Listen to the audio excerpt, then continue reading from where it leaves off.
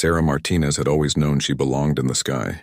As a little girl growing up in Phoenix, she would spend hours lying on her back in the desert, watching commercial jets streak across the endless blue above. While other children played with dolls or video games, Sarah built model airplanes and devoured every aviation magazine she could find at the local library. Her father, Miguel, worked as a mechanic at Sky Harbor International Airport. He would sometimes bring Sarah to work on weekends, where she marveled at the massive aircraft being serviced and prepared for flight.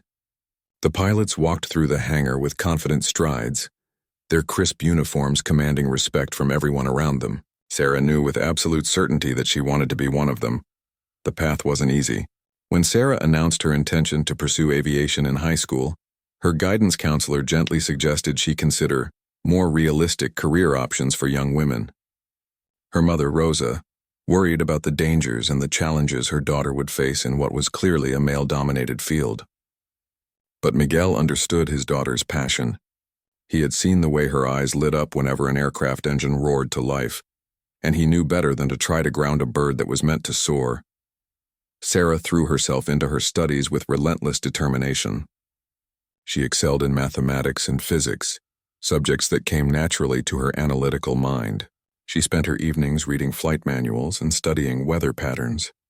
When she turned 16, she used money saved from her part-time job at a local diner to pay for flying lessons at a small airport outside the city. Her first solo flight was a moment of pure magic. As Sarah lifted off the runway in the small Cessna, she felt a profound sense of coming home. The ground fell away beneath her, and suddenly the world spread out like a living map. She could see the sprawling city of Phoenix, the winding Salt River, and the jagged peaks of the surrounding mountains. In that moment, suspended between earth and heaven, Sarah knew she had found her calling. College brought new challenges and opportunities. Sarah enrolled in an aviation program at a state university, one of only 3 women in a class of 45 students. The male students ranged from merely skeptical to openly hostile about her presence. Some assumed she was there to find a pilot husband rather than become one herself. Others made crude jokes about women's supposed inability to handle pressure or make split-second decisions. Sarah let their comments roll off her back. She had learned early that action spoke louder than words, and her actions were consistently outstanding. She maintained the highest grade point average in her class and logged more flight hours than anyone else. Her instructors began to take notice, praising her natural ability and her meticulous attention to detail. During her junior year, Sarah had the opportunity to intern with a regional airline. She was assigned to shadow Captain Robert Hayes, a veteran pilot with over 20 years of experience. Captain Hayes was initially skeptical about working with a female intern, but Sarah's professionalism and competence quickly won him over. She asked intelligent questions, absorbed information like a sponge, and demonstrated an intuitive understanding of aircraft systems that impressed even the most experienced mechanics. The internship opened Sarah's eyes to the realities of commercial aviation. She observed the complex coordination required to safely transport hundreds of passengers across thousands of miles. She learned about weather analysis, flight planning, and the intricate dance of air traffic control. Most importantly, she witnessed firsthand the respect and responsibility that came with wearing a pilot's uniform. Captain Hayes became an unexpected mentor. He shared stories of his early career, the challenges he had faced, and the satisfaction he found in his profession. He also warned Sarah about the obstacles she would encounter as a woman in aviation.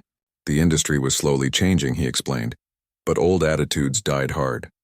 She would need to be twice as good as her male counterparts to receive half the recognition.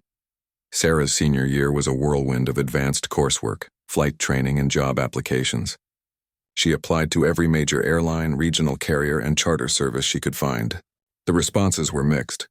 Some companies expressed interest in her impressive academic record and flight credentials. Others seemed less enthusiastic, their rejection letters filled with vague references to not being the right fit or lacking the necessary experience. Graduation day arrived with a mixture of triumph and uncertainty.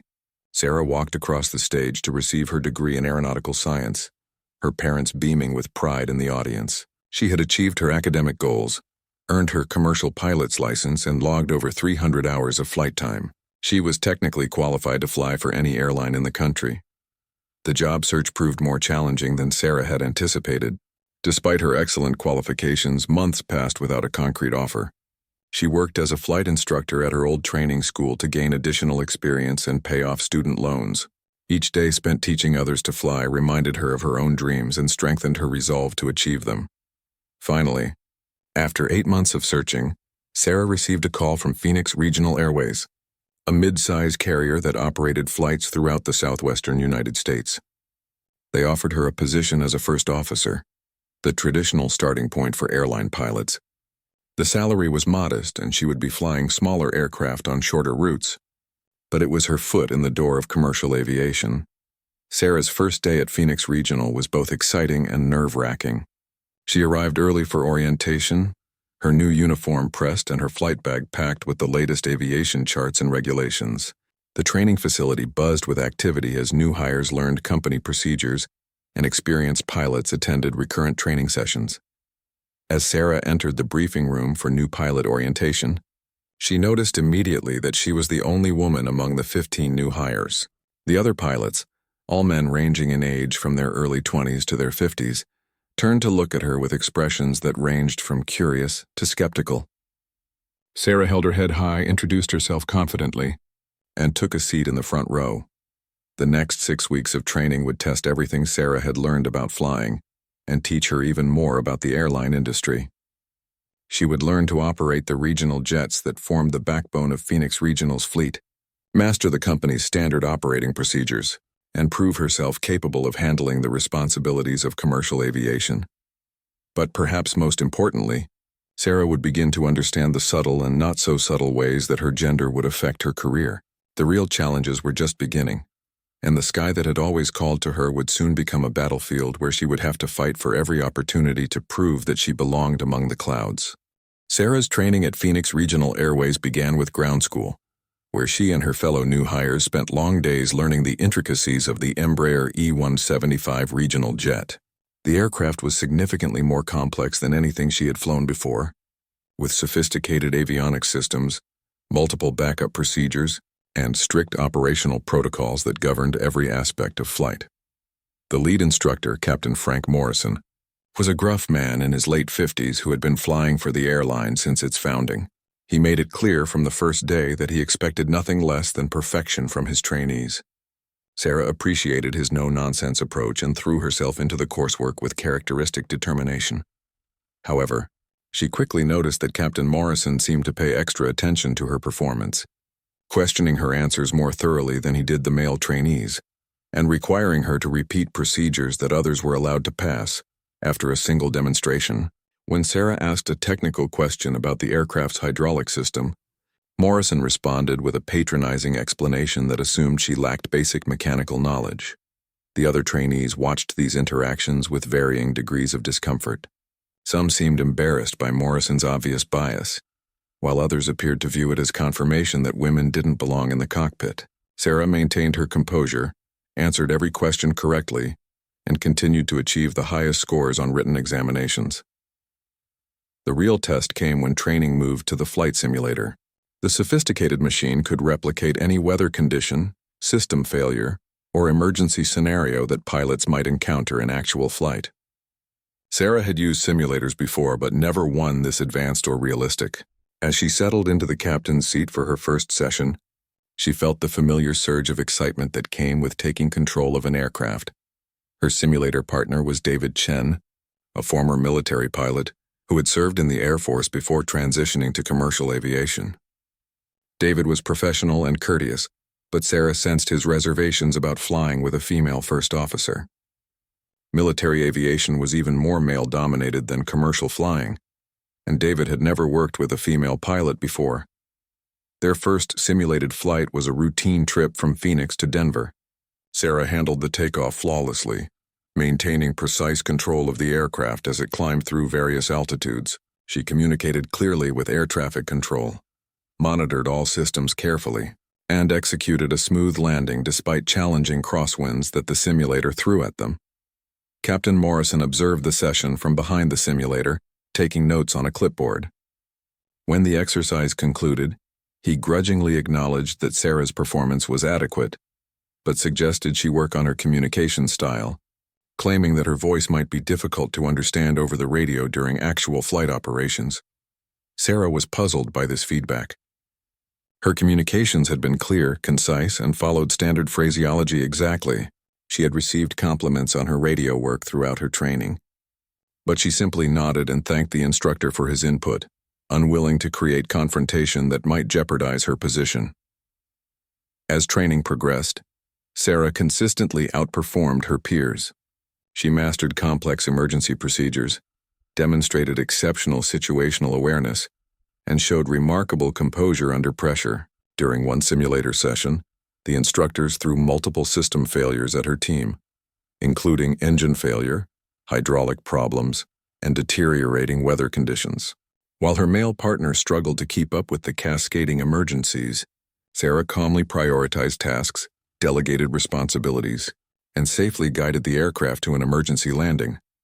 Despite her obvious competence, Sarah noticed that praise for her achievements was often qualified with surprise. Instructors would comment that she performed better than expected, or that she was pretty good for someone her size. These backhanded compliments stung more than outright criticism, as they implied that her success was somehow unexpected or exceptional, rather than the result of her skill and preparation. The other trainees began to take notice of Sarah's abilities, and their attitudes gradually shifted. David Chin, initially skeptical, became genuinely impressed with her flying skills and began seeking her input on challenging procedures. Several of the younger pilots started including her in their study groups and social gatherings, recognizing that her knowledge and work ethic could benefit everyone. However, not all reactions were positive. A few of the older trainees, particularly those who came from backgrounds where they had never worked alongside women, remained openly hostile. They made crude jokes about female pilots during breaks, speculated about her personal life, and suggested that she had only been hired to meet diversity requirements rather than on her own merits. Sarah chose to ignore most of these comments, focusing instead on her training and the support she received from the more open-minded pilots. She found allies in unexpected places, including Captain Morrison's assistant instructor Lisa Rodriguez, who had been one of the first female pilots hired by Phoenix Regional 15 years earlier. Lisa took Sarah aside after a particularly challenging simulator session and shared her own experiences breaking into commercial aviation. She warned Sarah that the real challenges would begin once she started flying actual passengers and working with different crews. Every flight would be an opportunity to prove herself, but also a chance for others to find fault with her performance. The final phase of training involved flying the actual aircraft with passengers aboard, supervised by experienced check airmen who would evaluate her readiness for independent operations. Sarah's first revenue flight was from Phoenix to Tucson, a short hop that would normally be routine for any qualified pilot. Her captain for this crucial flight was Robert Hayes, the same veteran pilot who had mentored her during her college internship. Captain Hayes had specifically requested to fly with Sarah for her checkout ride, wanting to ensure she received fair treatment during this critical evaluation. As they performed the pre-flight inspection together, Captain Hayes offered quiet words of encouragement. He reminded Sarah that she had already proven her competence countless times, and that this flight was simply an opportunity to demonstrate what she already knew how to do. The flight itself was flawless. Sarah executed a perfect takeoff from Phoenix Sky Harbor, climbed to their assigned altitude, and navigated through moderately busy airspace with confidence and precision. She communicated professionally with air traffic control, monitored weather conditions carefully, and maintained perfect coordination with Captain Hayes throughout the flight. The landing at Tucson was equally impressive.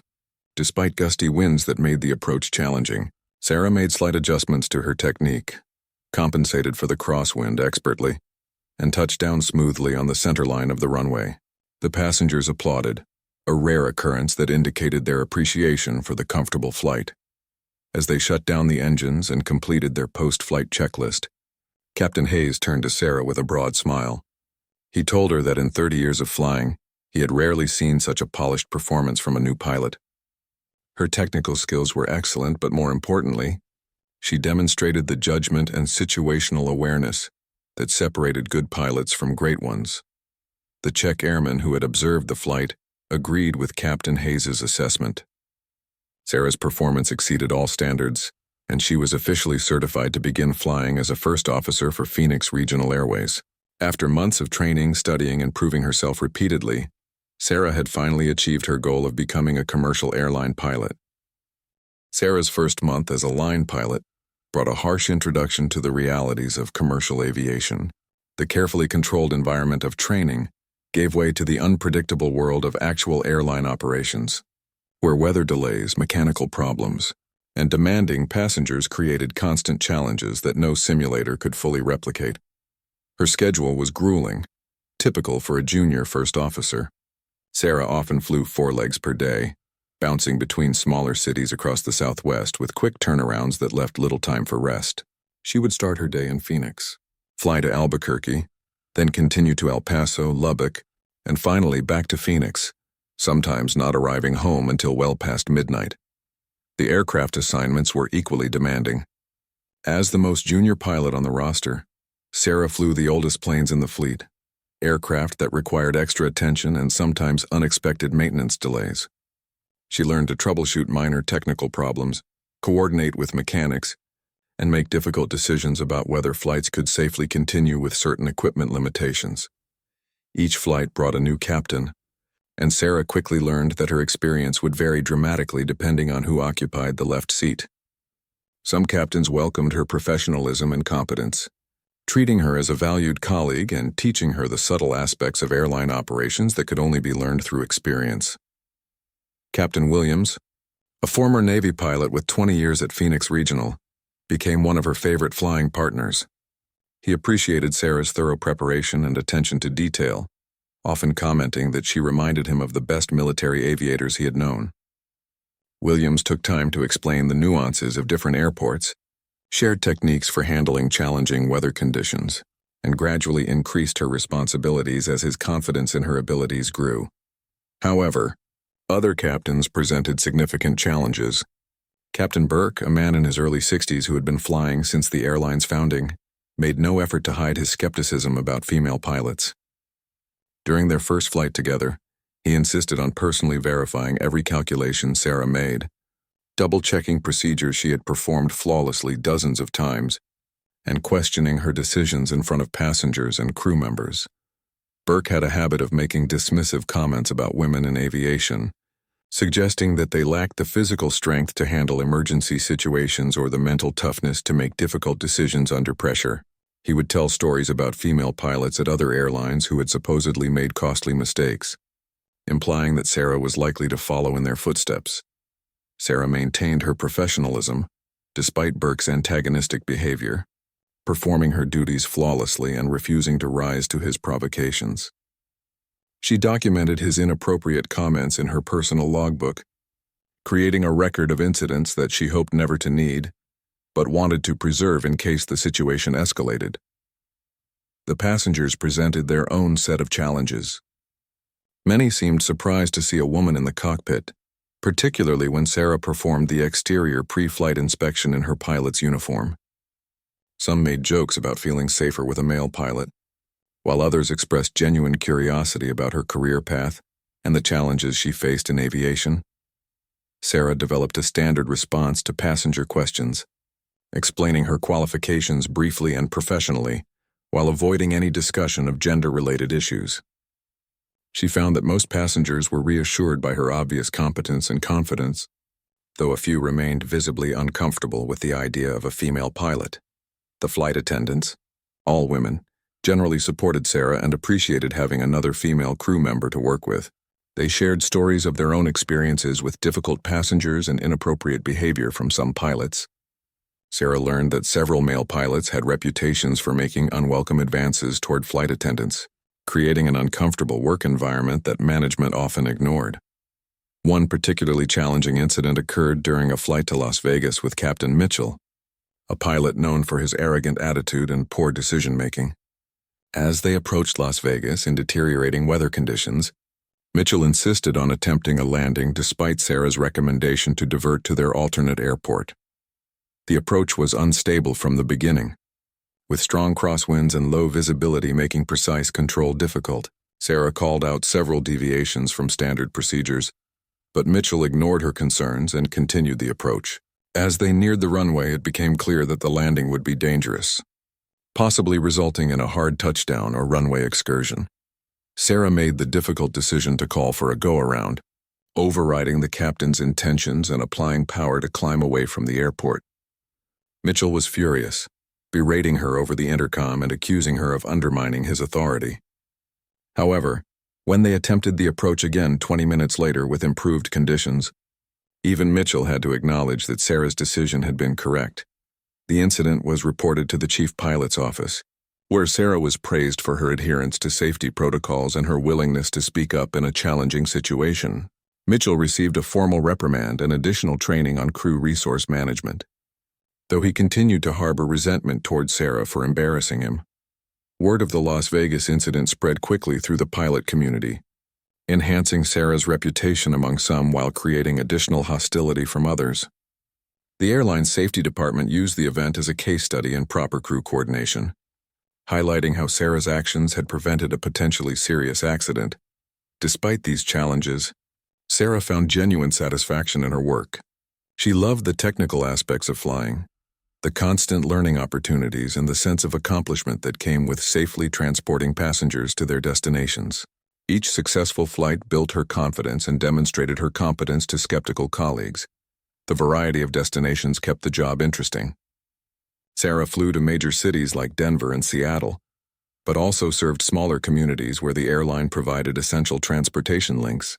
She learned to navigate challenging airports with short runways, high elevations, and difficult approaches that tested her skills and judgment. Her logbook filled steadily with flight hours and experiences.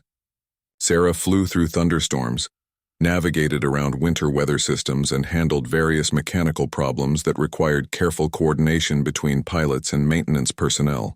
Each challenge overcome added to her knowledge and reputation as a reliable, competent pilot. The other first officers gradually accepted Sarah as a peer, impressed by her consistent performance and professional attitude. They began including her in social gatherings and informal flying discussions, sharing techniques and experiences that helped all of them become better pilots. Sarah's parents remained supportive throughout these early months, though they worried about the stress and challenges she faced.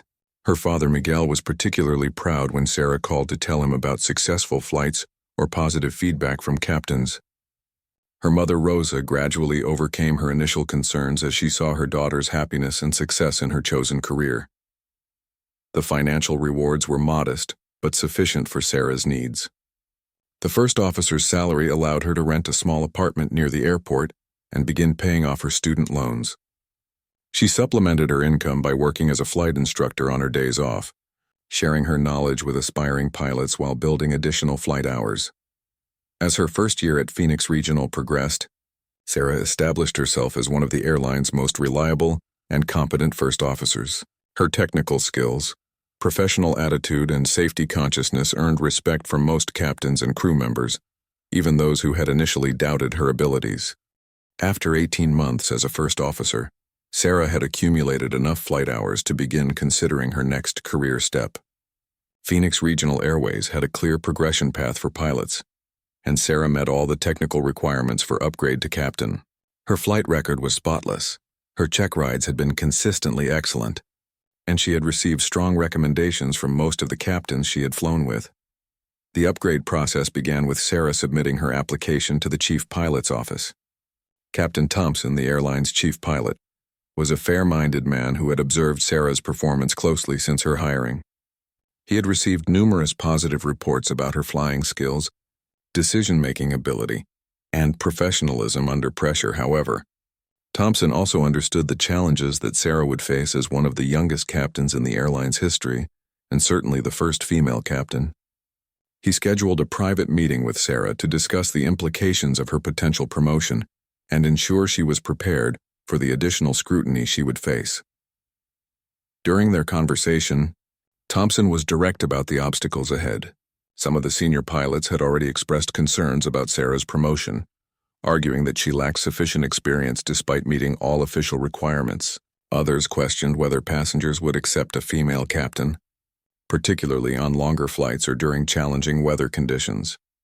Thompson made it clear that he supported Sarah's advancement, based purely on her qualifications and performance. However, he warned her that she would need to be exceptionally prepared for the upgrade training and subsequent check rides. Any mistakes or deficiencies would be magnified and used as evidence that she wasn't ready for increased responsibility. Sarah appreciated Thompson's honesty and assured him that she was prepared for the challenges ahead. She had been studying captain procedures for months, observing how different captains handled various situations, and building the knowledge base necessary to command an aircraft and crew. The captain upgrade course was intensive, covering advanced systems knowledge, crew resource management, emergency procedures, and leadership techniques. Sarah was joined by 5 other first officers, all male pilots with similar experience levels. The training was conducted by Captain Morrison, the same instructor who had shown obvious bias during her initial training. Morrison's attitude toward Sarah had evolved somewhat over the months since her hiring. Her consistent performance and growing reputation within the airline had forced him to acknowledge her competence, though he remained skeptical about her readiness for captain responsibilities.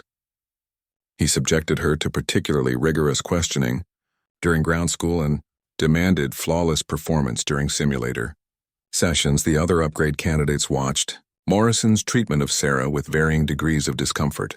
Some recognized the unfairness of the extra scrutiny, while others seemed to view it as appropriate given the precedent her promotion would set. Sarah remained focused on her training, determined to exceed every standard and leave no room for criticism. The simulator training covered complex scenarios that captains might encounter, including multiple system failures, severe weather encounters, and crew incapacitation emergencies. Sarah demonstrated excellent command presence, making clear decisions under pressure, and effectively coordinating crew actions to resolve problems safely. One particularly challenging scenario involved an engine failure during takeoff, combined with deteriorating weather conditions that required an immediate return to the departure airport. Sarah handled the emergency by the book, securing the failed engine, coordinating with air traffic control, briefing the cabin crew, and executing a successful single-engine approach and landing. Morrison grudgingly acknowledged her performance but suggested that she had been fortunate to receive a relatively straightforward emergency scenario. He hinted that real-world situations would be more challenging and unpredictable than anything the simulator could replicate. The final check ride was conducted by Captain Hayes, who had been selected to evaluate Sarah's readiness for promotion. Hayes was determined to ensure that the evaluation was fair and thorough, knowing that Sarah's performance would be scrutinized more closely than any male candidates. The check ride began with an extensive oral examination covering aircraft systems, federal regulations, company procedures, and emergency protocols. Sarah answered every question correctly, demonstrating the comprehensive knowledge expected of a captain. Hayes was impressed by her preparation and understanding of the complex responsibilities that came with aircraft command. The flight portion of the check ride took place in the simulator, where Hayes presented Sarah with a series of challenging scenarios designed to test her decision-making, leadership, and technical skills.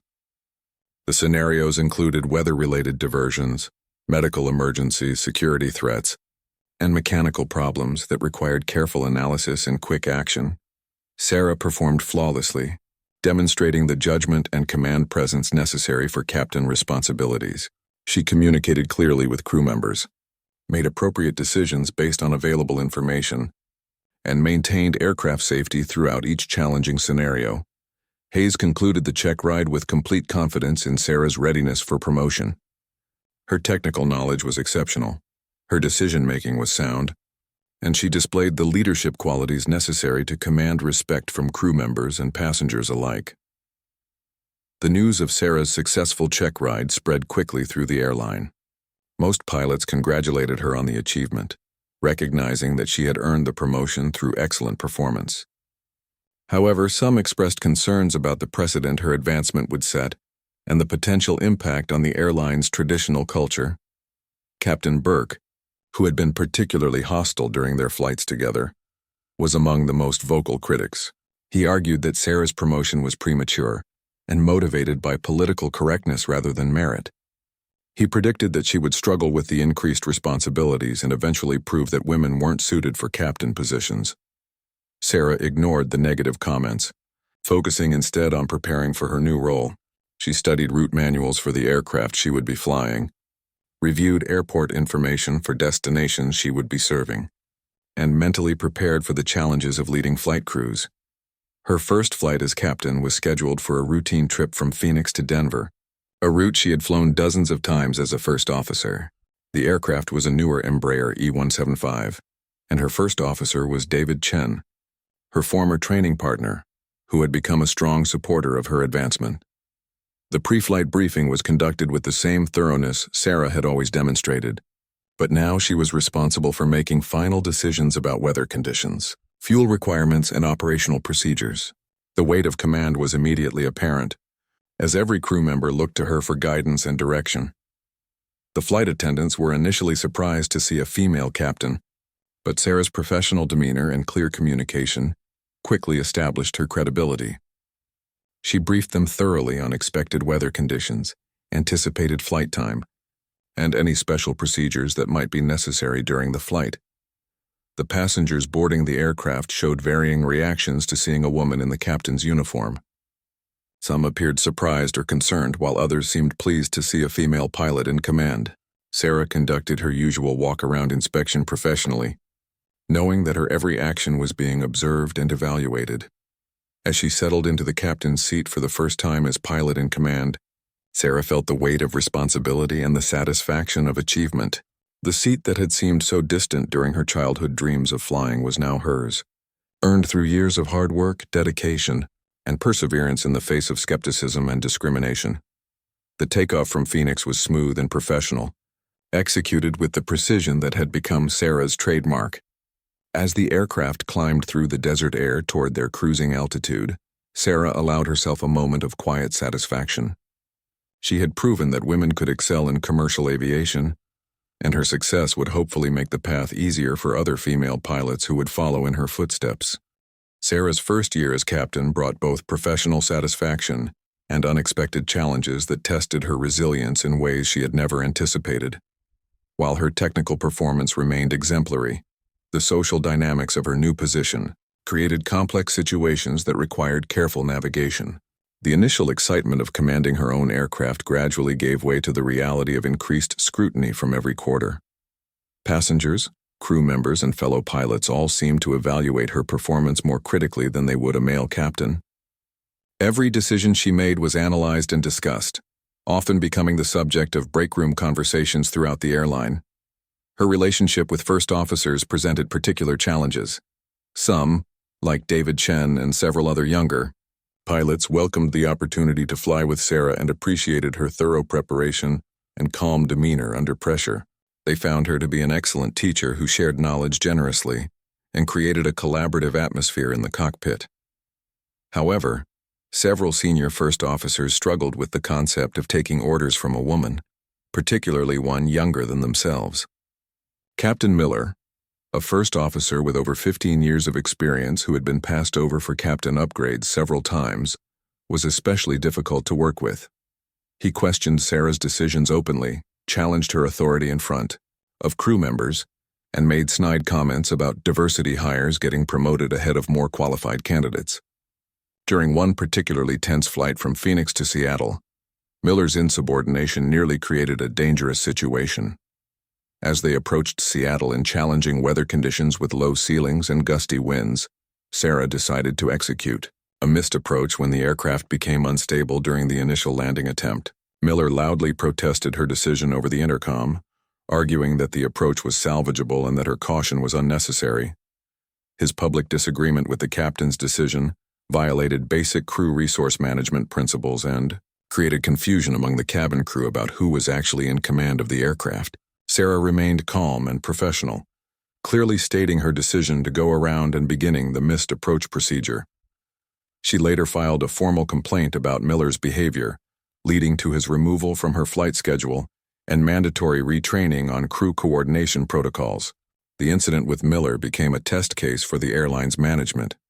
Chief Pilot Thompson supported Sarah's actions completely, emphasizing that crew discipline and clear command authority were essential for flight safety.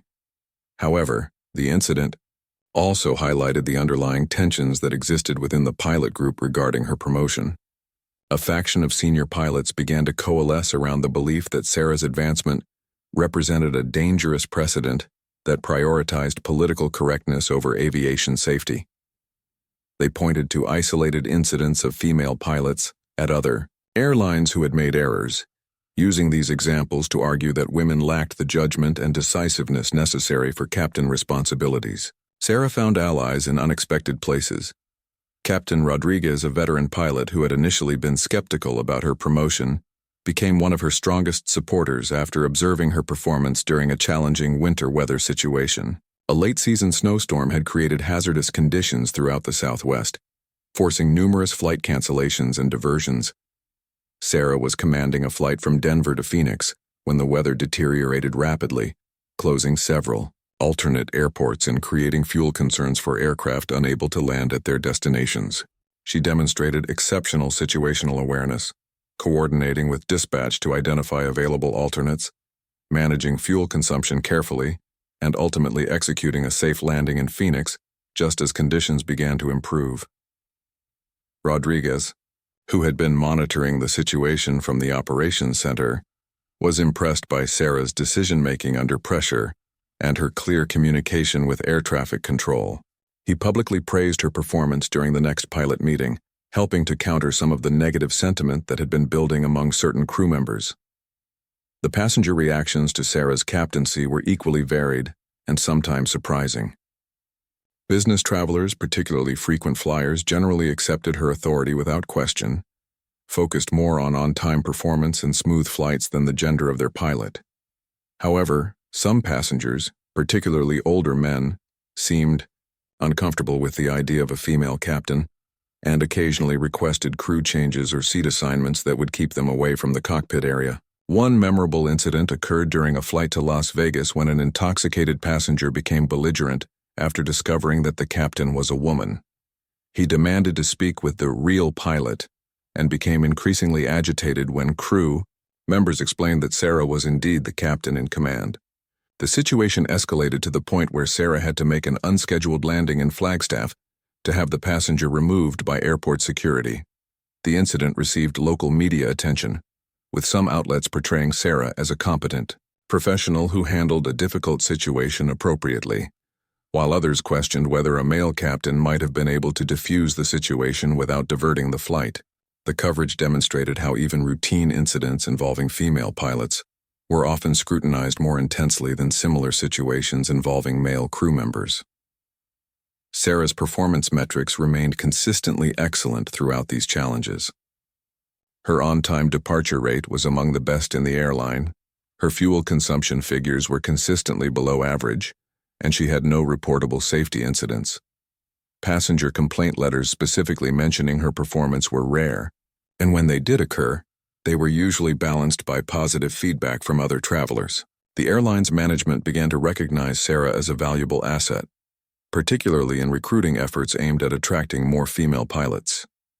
The industry was facing a significant pilot shortage, and airlines were actively seeking ways to expand their candidate pool beyond the traditional demographics. Sarah's success story became part of Phoenix Regional's recruiting presentations at aviation schools and career fairs.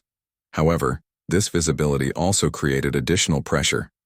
Sarah found herself representing not just her own capabilities, but the potential of all female pilots. She was invited to speak at industry conferences, participate in mentorship programs, and serve on committees focused on diversity in aviation. While she appreciated these opportunities to help other women enter the field, the additional responsibilities sometimes felt overwhelming. The media attention intensified when Sarah was selected to participate in a documentary about women in aviation. The filmmakers followed her through several flights, capturing both the routine aspects of her job and the unique challenges she faced as a female captain. The documentary portrayed her as a trailblazer who was helping to change the face of commercial aviation. Some of her male colleagues resented the attention Sarah received, arguing that her achievements were being overblown for political reasons. They pointed out that male pilots performed the same duties without receiving special recognition, and suggested that the focus on gender was creating artificial divisions within the pilot community. Sarah tried to balance her role as a pioneer, With her desire to be treated simply as a competent pilot, she continued to focus primarily on her flying duties, maintaining the high standards that had earned her promotion, while working to build positive relationships with crew members who might have initial reservations about her authority. The support from other female aviation professionals proved invaluable during this period. Lisa Rodriguez, who had mentored Sarah during her early training, remained a close advisor and friend. She introduced Sarah to a network of female pilots from other airlines who shared similar experiences and provided practical advice for navigating the unique challenges of their profession. This network became a source of strength and perspective for Sarah, reminding her that her struggles were part of a larger pattern of change in the aviation industry. Other women had faced similar challenges and overcome them, paving the way for future generations of female aviators. As Sarah approached her second year as captain, she reflected on the progress she had made and the obstacles that remained. The industry was slowly changing, with more airlines actively recruiting female pilots and implementing policies to address discrimination and harassment. However, deeply ingrained attitudes about women's roles in aviation persisted among some crew members and passengers.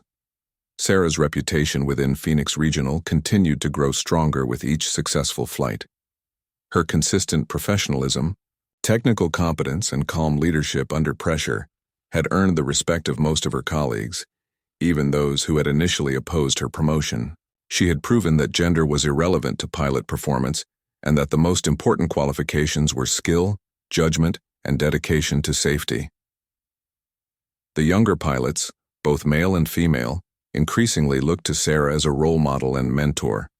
She began formally mentoring several female first officers who were preparing for their own captain upgrades, sharing the lessons she had learned about navigating the complex social dynamics of airline operations while maintaining focus on professional excellence.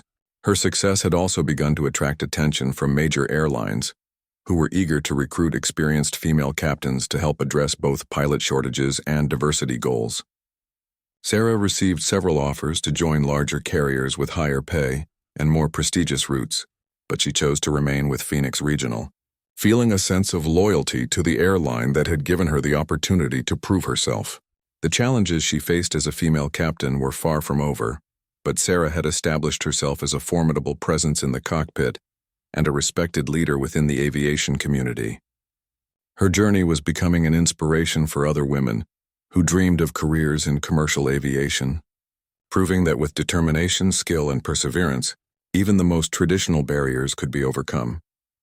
The biggest test of Sarah's career came on a stormy evening in March, during what should have been a routine flight from Phoenix to Chicago. She was commanding Flight 447, an Embraer E-175 carrying 76 passengers and 4 crew members, including herself, First Officer Jennifer Walsh, and 2 experienced flight attendants. The weather briefing that morning had indicated the possibility of severe thunderstorms across the Midwest, but conditions were expected to improve by their scheduled arrival time. Sarah studied the weather patterns carefully, identifying potential alternate airports and reviewing fuel requirements for possible diversions. First Officer Walsh was one of the newer pilots at Phoenix Regional, a former Air Force pilot with excellent technical skills but limited experience with severe weather operations in commercial aviation. Sarah had flown with Jennifer several times and appreciated her attention to detail and willingness to learn from more experienced captains. The flight departed Phoenix on schedule, climbing through clear skies toward their cruising altitude of 37,000 feet. The first few hours passed uneventfully, with Sarah monitoring weather updates and adjusting their route slightly to avoid some developing thunderstorm activity over eastern Colorado. As they approached the Chicago area, however, the weather situation deteriorated rapidly.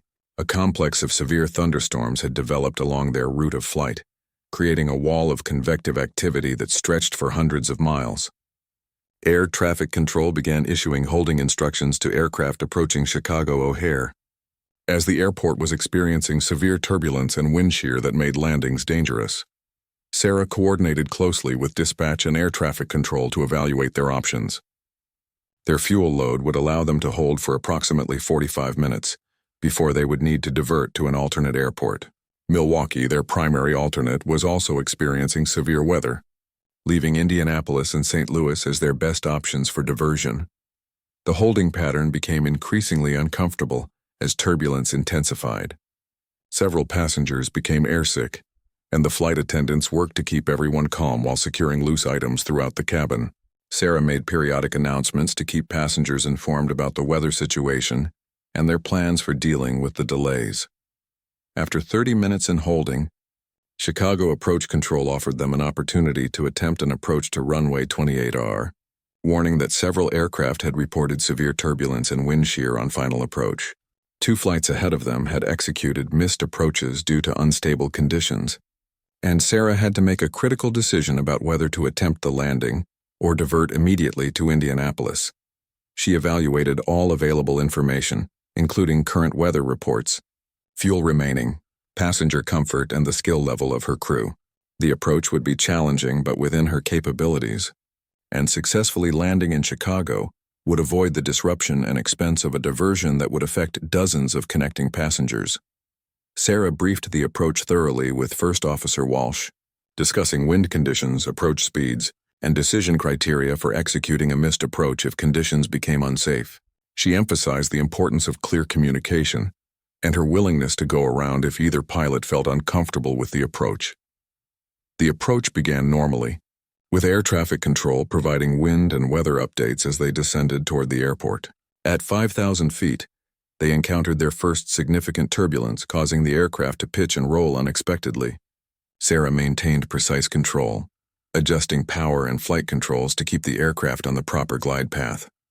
As they descended through 3,000 feet, the turbulence intensified dramatically. The aircraft was buffeted by severe up and down drafts that made precise control extremely difficult. Rain and hail began pelting the windscreen, reducing visibility and adding to the challenge of maintaining visual contact with the runway environment. First Officer Walsh called out altitude and airspeed deviations as Sarah fought to keep the aircraft stable. The wind conditions were constantly changing, requiring continuous adjustments to heading and power settings.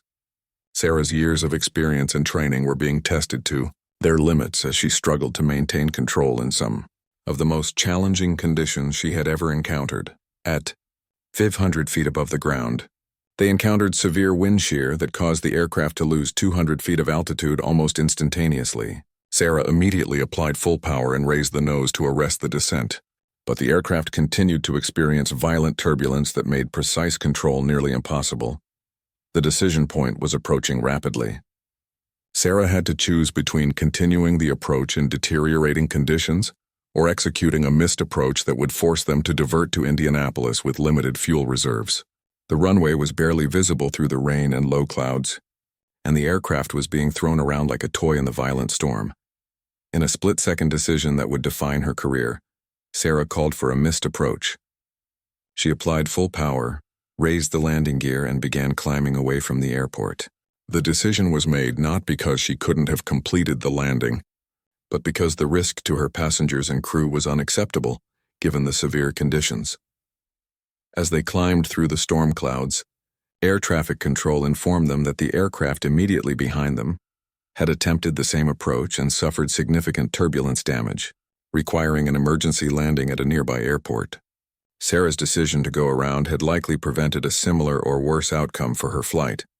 The diversion to Indianapolis proceeded smoothly, with much calmer weather conditions allowing for a normal approach and landing.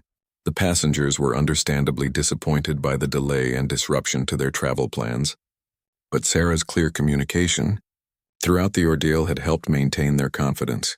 In the crew's decision-making, the post-flight analysis by Phoenix Regional's Safety Department praised Sarah's handling of the emergency situation. Her decision to execute a missed approach in severe weather conditions demonstrated exactly the kind of judgment and prioritization of safety that the airline expected from its captains. The flight data recorder confirmed that conditions had been at the limits of safe operation, and her decision to divert had been absolutely correct. Word of Flight 447's diversion spread quickly through the aviation community, particularly after the details of the severe weather encounter became known.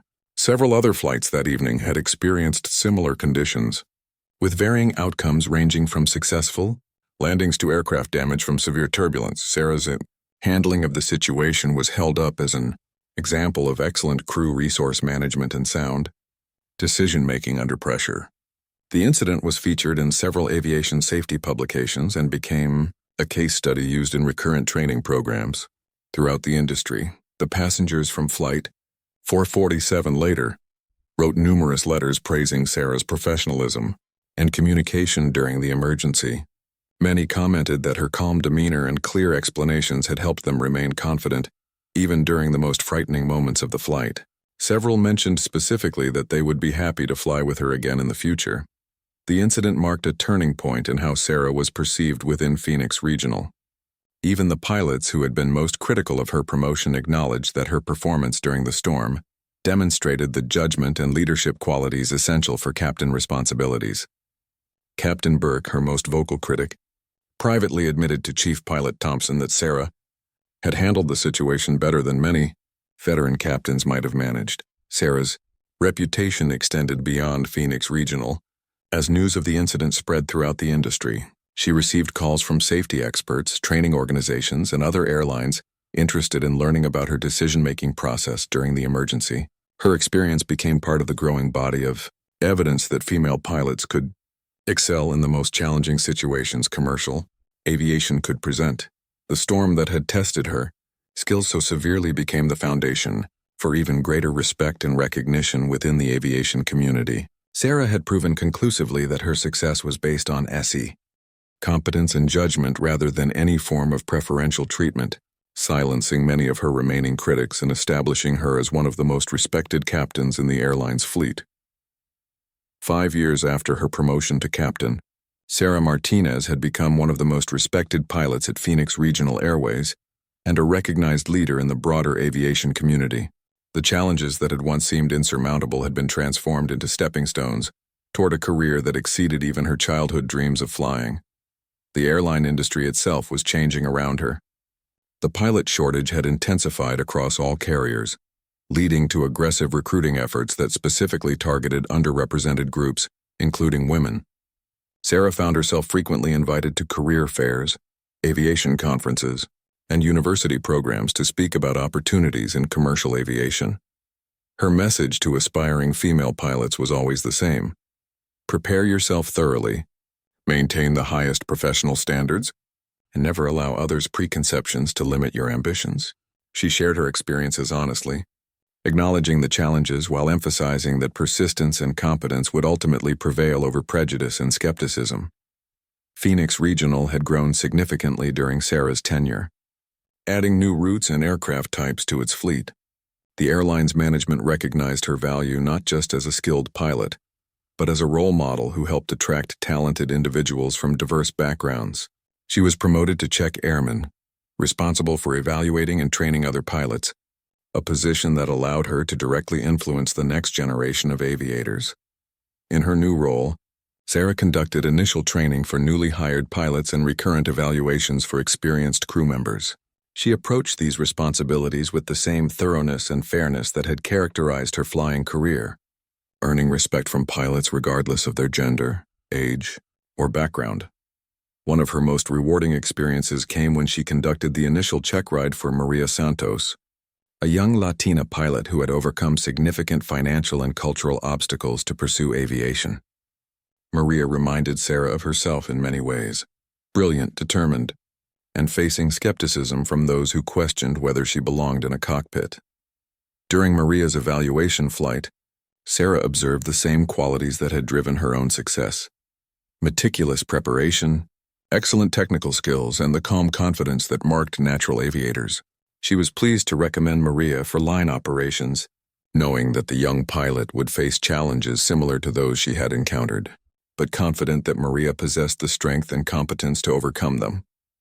The documentary about women in aviation that had featured Sarah was eventually released to critical acclaim, winning several awards and inspiring a new generation of female pilots.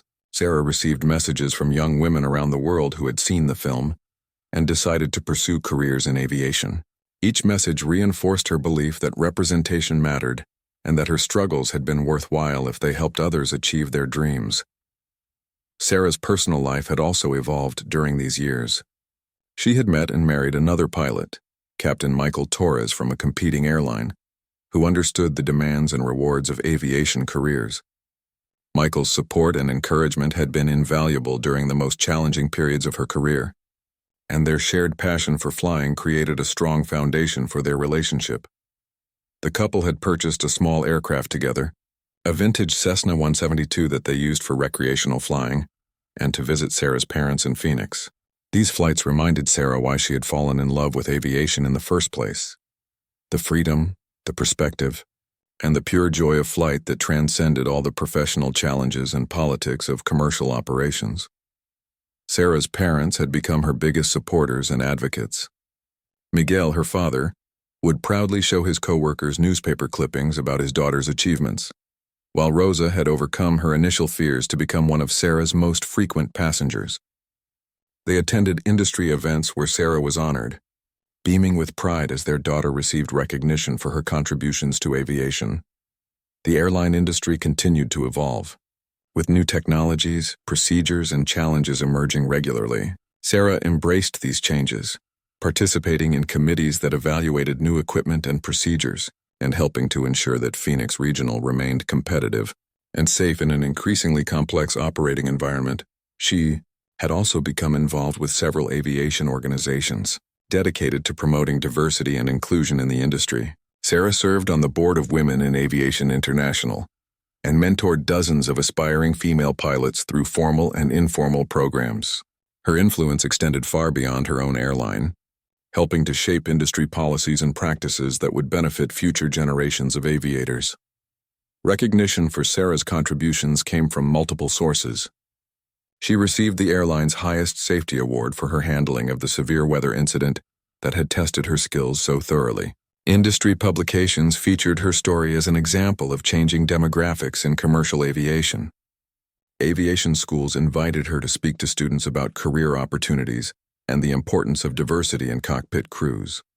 Perhaps most meaningfully, Sarah was elected by her peers to represent Phoenix Regional pilots on the union's board of directors. This position demonstrated that her colleagues now viewed her not as a token female pilot or a diversity hire, but as a competent professional whose judgment and leadership they trusted to represent their interests. The transformation in attitudes had been gradual but unmistakable. Captains who had once questioned her qualifications now sought her advice on challenging flight operations. First officers competed for the opportunity to fly with her, knowing that they would learn valuable lessons from her experience and expertise. Passengers frequently complimented the airline on the professionalism and competence of their female captain. Sarah's flight logbook now contained over 8,000 hours of flight time, with experiences ranging from routine domestic operations to challenging international flights as Phoenix Regional expanded its route network. She had flown through hurricanes, navigated complex airspace restrictions, and handled numerous emergency situations with the calm competence that had become her trademark. The little girl who had once dreamed of flying while watching jets streak across the Arizona sky had achieved everything she had imagined and more.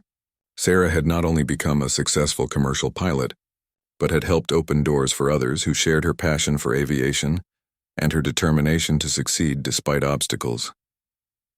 As she prepared for another routine flight on a clear morning in Phoenix, Sarah reflected on the journey that had brought her to this point.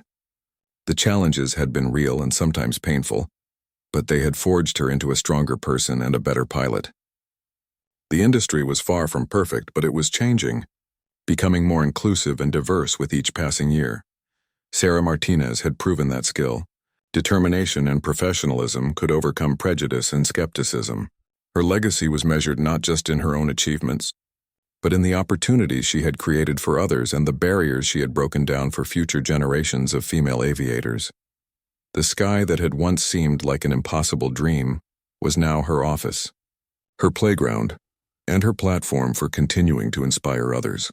As she walked across the tarmac toward her aircraft, Sarah carried with her the hopes and dreams of every young person who had ever looked up at an airplane and wondered if they too might someday touch the sky.